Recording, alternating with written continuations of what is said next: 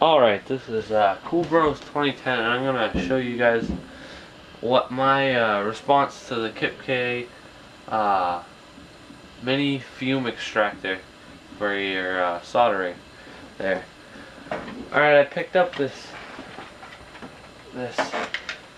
fan here. It's a Sunon 115 volt fan. I don't know if you can see that. There it is. Yeah, it's a good sized fan. I got it out of an old overhead projector.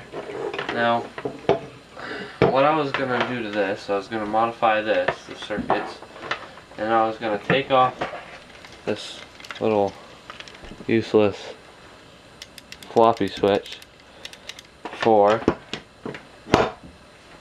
this toggle switch. This is going to power the fan on and off for the fume extractor. Now the first step I'm going to take, this is going to be a 3-part video. The first step I'm going to take is this little box.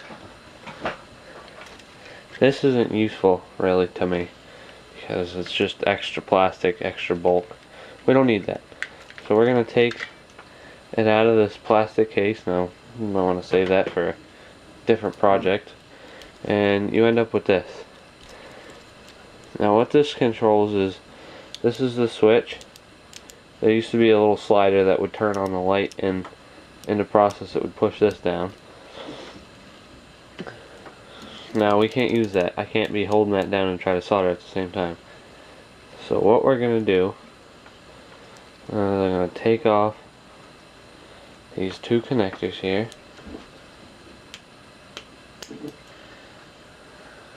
And actually save that for another project, because that could be useful for a telegraph or some of your other projects.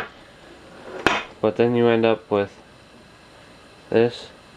It's already got regulators and everything on it. You don't have to mess around with anything. So what I'm going to do with these 2 ends is I'm going to strip them. And I know it's ridiculous making this for a fume extractor for a soldering iron, and don't even have a solder right now. Mine broke. I'm getting one for Christmas. But yeah, you take this off. Actually, use a better tool here. I got a wire stripper. Very useful.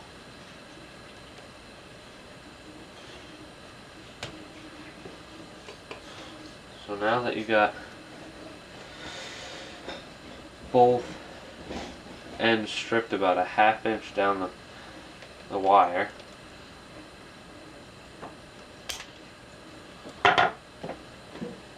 you're going to want to take and twirl that.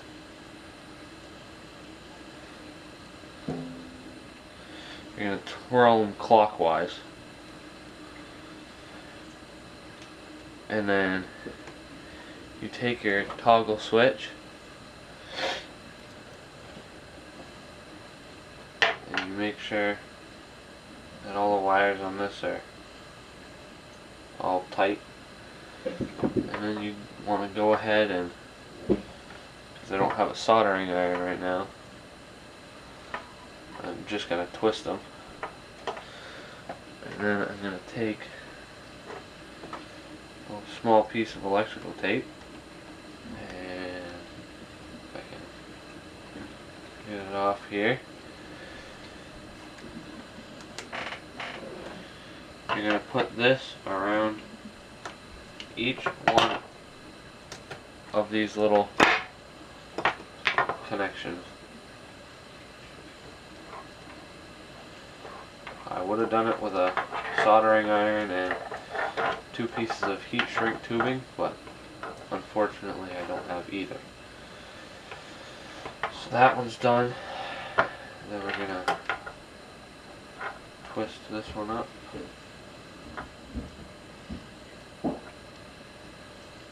Like that.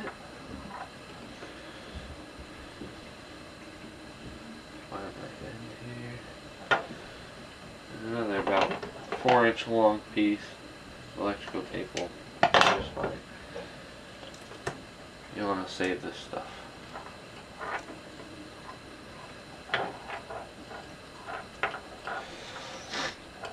So once you're done wrapping that, like that, toggle switch. Now the toggle switch is attached to the fan. And then I'm just going to go ahead and wrap both of them.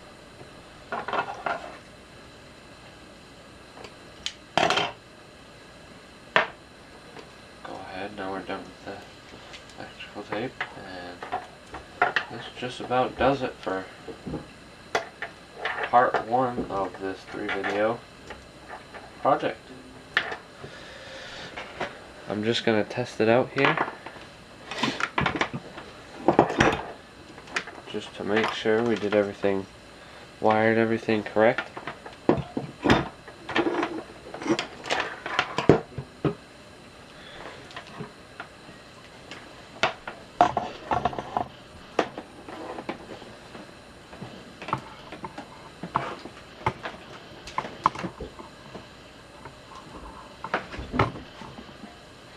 And here we go. See how all my connections are made?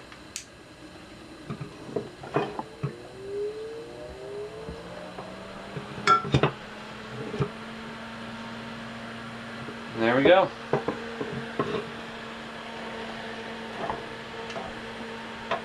Now it's on the toggle switch, so I don't have to fiddle around with the little floppy one here. All you gotta do is flip the switch. That turns on the fan. And my idea for this project, I was gonna have another smaller computer fan if I can find it. Right here, this is just another Sunton. What is this? Hold on.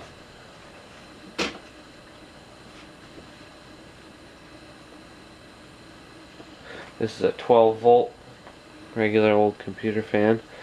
I think I might hook that up on the back just as a little bit more of a, I don't know, just a little bit more sucking power. But yeah, that concludes part 1. You want to see it again?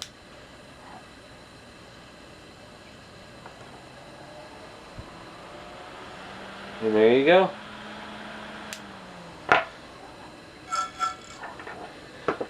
In the next video, I'm gonna build the box and cut the holes for this fan and probably for this fan. And in the video after, I'm gonna put it all together with a carbon filter.